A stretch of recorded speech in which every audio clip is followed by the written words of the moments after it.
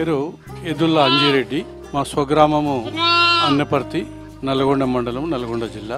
నేను 2013లో professional and excise సూపరింటెండెంట్గా Hyderabad నుంచి retire అయిన తర్వాత నాకున్నటువంటి వ్యవసాయ క్షేత్రంలో ఎలాంటి రసాయనాలు, క్రిమి సంహారక మందులు, కలుపు మందులు లేకుండా సహజ సిద్ధంగా గో ఆధారిత వ్యవసాయం చేస్తున్నాను. మా మిత్రుడు ప్రదీప్ గిన అంతకుముందు గొర్రెలను తెచ్చిండే, దాంట్లో భాగంగానే government of India national livestock mission అనేటటువంటిది ఒక పథకం ద్వారా రైతులకు మరి గొర్రెల పెంపకానికి సహాయ సహకారాలు అందిస్తుందని తెలియగానే నేను మా మిత్రుడు ప్రదీప్ కలిసి ఈ నేషనల్ లైవ్ స్టాక్ మిషన్ లోపల ఈ NLM పోర్టల్లో వాటిని గైడ్ లైన్స్ అన్ని డౌన్లోడ్ చేసుకొని మరి అప్పుడు వెటనరీ జాయింట్ డైరెక్టర్ గా ఉన్నటువంటి శ్రీనివాసరావు గారిని కలవడం జరిగింది. జిల్లా వెటనరీ డిపార్ట్మెంట్ కూడా మంచి సహాయ సహకారాలు అందించింది.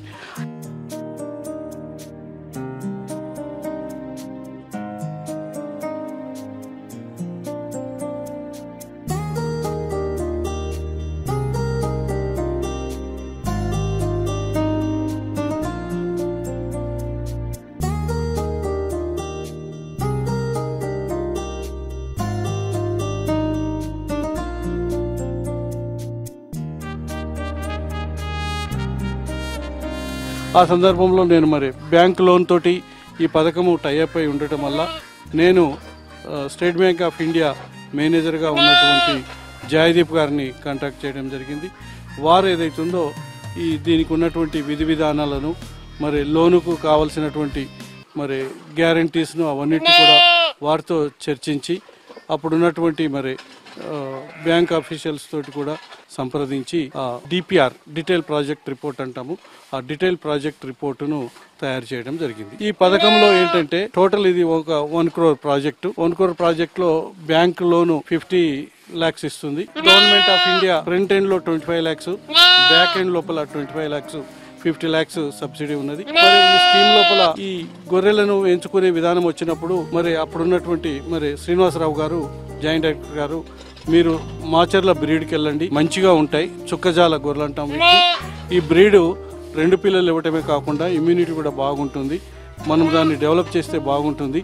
ఈ ప్రోగ్రామ్, ఈ పథకం కూడా బ్రీడ్ డెవలప్మెంట్ ప్రోగ్రామ్ కాబట్టి మీరు వాటిని సెలెక్ట్ చేసుకోండి అని చెప్పగానే నేను పథకము లోన్ ఇవన్నీ శాంక్షన్ కాక ముందు నుంచే దీనికి గ్రౌండ్ అంతా ప్రిపేర్ చేసుకొని దానికి కావాల్సిన గడ్డి అన్నీ పెంచుకుంటూ మరి నేను మాచర్ల చుట్టుపట్టు పరిసర ప్రాంతాల నుంచి గొర్రెలను తీసుకొని ఈ పథకాన్ని ప్రారంభించడం జరిగింది.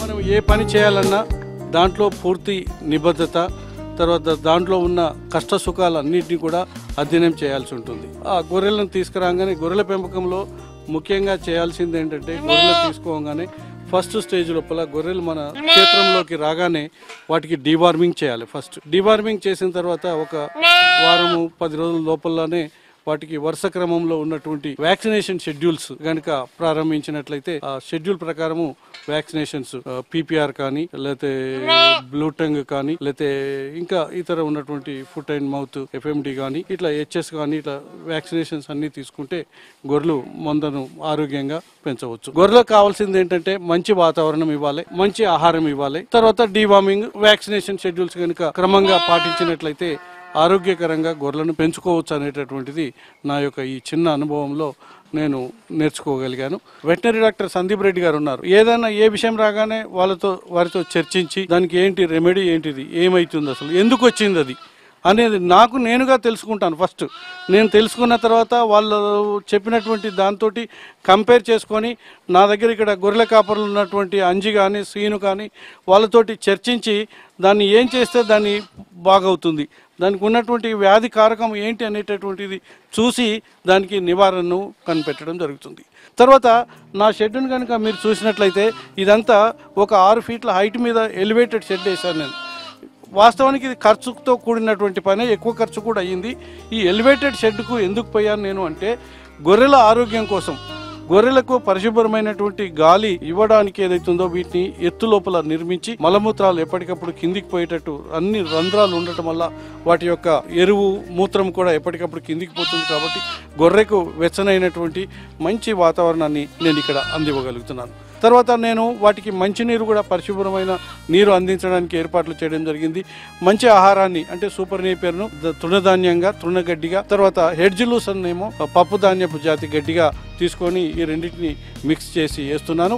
అయితే ప్రభుత్వ పథకంలో చెప్పినట్టు 5 ఎకరాలు 500 గొర్రెలకు సరిపోదు. వాస్తవానికి కనీసంగా 10 ఎకరాలలో గడ్డి పెంచితే కానీ మనం 500 గొర్రెలకు సరిపోను గ్రాసాన్ని అందియలేము. ఇదే కాకుండా నా దగ్గర ఉన్నటువంటి ప్రశాంతమైనటువంటి వాతావరణం కూడా చల్లటి గాలి తర్వాత మొక్కలు ఈ ఆహ్లాదకరమైనటువంటి వాతావరణంలో కూడా నా దగ్గర గొర్రెలు ఆరోగ్యంగా పెరుగుతున్నాయి. సో నేను ఈనాటి యువతకు చెప్పేది ఏంటంటే, మీరు నాలాంటి వాడు వయసు మీరినటువంటి వాడు వాస్తవానికి నాకు ఇవాళ 65 సంవత్సరాల పైబడి ఉన్నటువంటి నేనే ఇంత పని ఈ కష్ట సుఖాలు ఎదుర్కోలేక మీరు యువత తప్పకుండా మీరు చేయగలరని చెప్పి మీకు చేసేటటువంటి ఆయురారోగ్యాలు మీకు ఉన్నాయని చెప్పి శ్రమ కూడా మీరు చేయగలుగుతారని చెప్పి ఇది తెలుసుకొని కనుక దాంట్లో ఉండేటటువంటి ఇంట్రికసీస్ డిఫికల్టీస్ తెలుసుకుంటే మీరు కూడా తప్పకుండా విజయవంతం కాగలరని నేను వచ్చేటటువంటి యువతకు కూడా చెప్పదలుచుకున్నాను.